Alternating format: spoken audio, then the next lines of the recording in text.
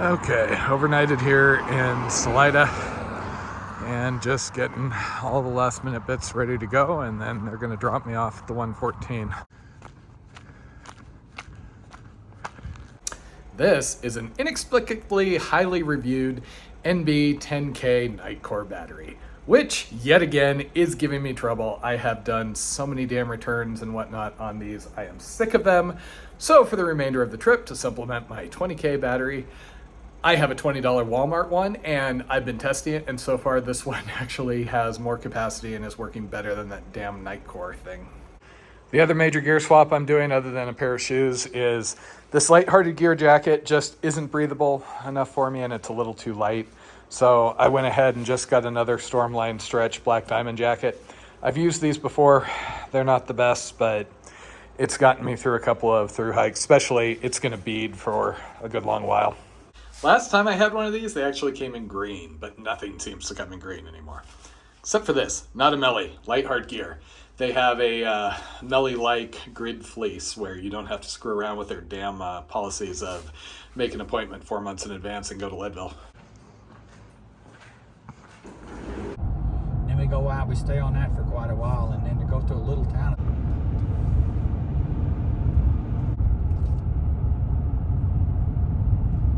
And I am back where I exited last year, where I was basically wrecked by having a norovirus after having COVID.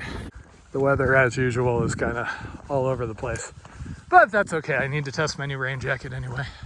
So yesterday was basically sent repurposing the Twin Lakes and Breckenridge boxes. So now I have my food carry to get to Lake City.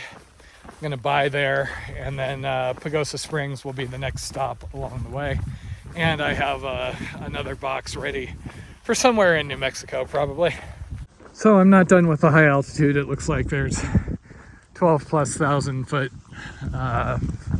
passes and whatnot in the San Juan sections. But at least for today, looks like I'm gonna be down lower and in tree cover. I do love those high altitude traverses, but it's nice not to have to worry about the weather beyond, oh, hey, should I put my rain jacket on or not? So we stayed at the same hotel as last year and ate at the same Mexican food as last year. So hopefully neither one of those was the source of the norovirus that hit me here last year. So this is mile 1960 on the CDT, Sobo mileage. So from here on out, it is Mexico or bust. Hoping to follow the red line, so I should have about 1,000 miles. Figure 2 months and change, depending how things go. At least for the moment, it looks like I have enough of a buffer. The aspens are just starting to change. It's getting a little cooler, but I should have enough time to make it through the San Juans over the next couple of weeks. So realistically, I probably could have done that 200-mile repeat section and still had enough time to get through the San Juans. I just was stressing too much about the weather window. CDT is just so tight when it comes to the weather window.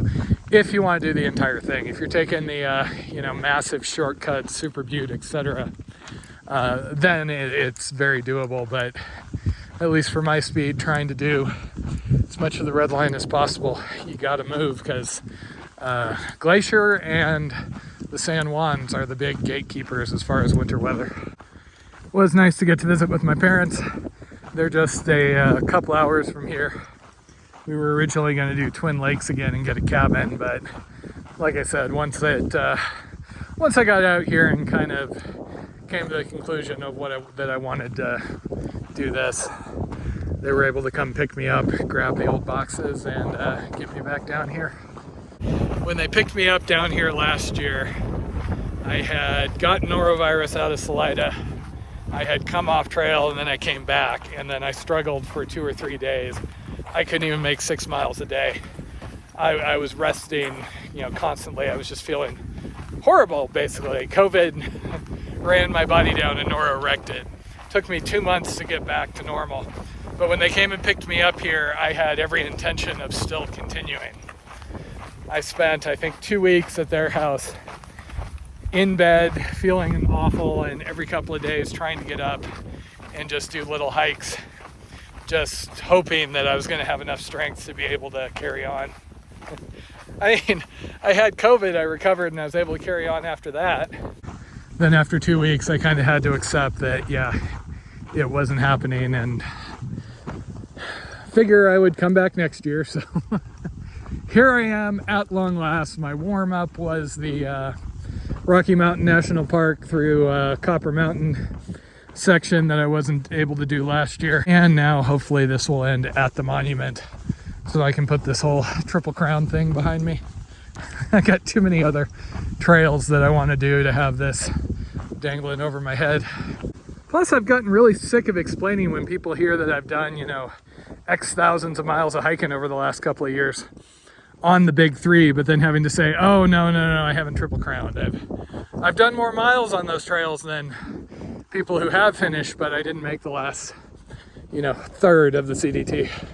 Or less, I guess. I mean, I know people that finished the CDT monument to monument in 2,200 miles, and I made 18 or 1900 last year.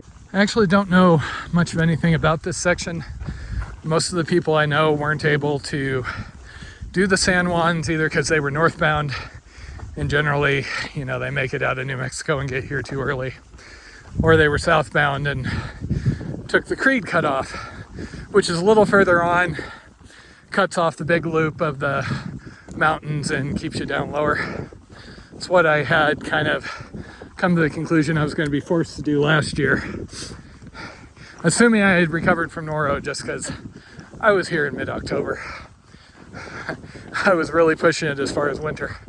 As of right now, even if I do a relatively relaxed pace of 15 miles a day, which I hope to be exceeding, particularly down in New Mexico, I have about 2 months. I figure I'll probably beat that. I'm figuring sometime early to mid-November, but we'll see. I seem to have more than my share of complications out here. At least for the moment, I don't really have a schedule. I'm doing food carries, assuming 15 a day, which I like having plans where I can exceed the mileage rather than plan on, oh yeah, I want to do 24 and always be behind. I am kind of figuring on a shorter day today. As usual, I'm very low on sleep because when I have power and internet, there's a lot of things to catch up on. I spent a while talking with Jen, and we always have future plans in motion here since there isn't much of an off season these days. So if I can get 10-ish miles and find a campsite with access to a cell tower, I'm going to take it. There's something that would be very helpful to be able to do first thing in the morning, and then I can get going after coffee, because at long last I was able to replace my Hot Lips silicone mouth guard so I can drink piping hot coffee again. It feels good to be back.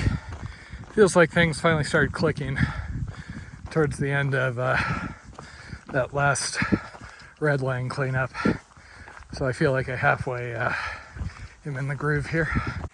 And here goes the start of the afternoon storms. Little afternoon coming down as hail.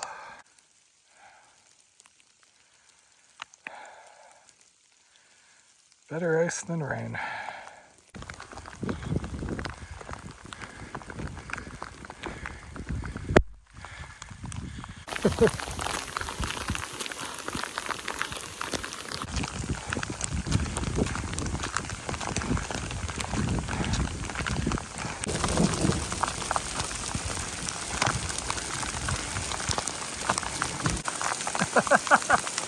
Ouch!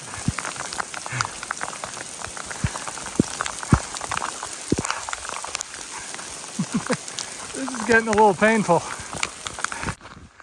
It got sunny briefly, almost dried me out. And I'm somewhat regretting some of the town food I had.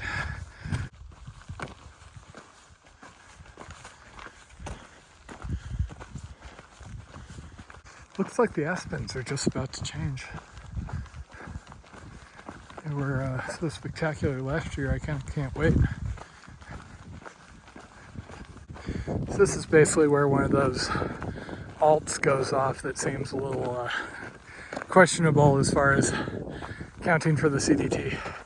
It's called the Great Divide Alt, and basically that highway 114 we took to get out here, that becomes part of the trail, or that's the alt route, versus the CDT goes this way.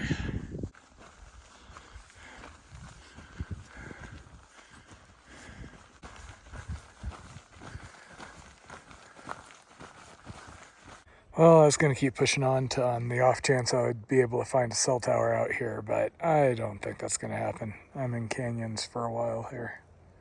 And this has been nice hiking, but I think I had a little too much town food before taking off here. A little earlier than I'd prefer, but home sweet home.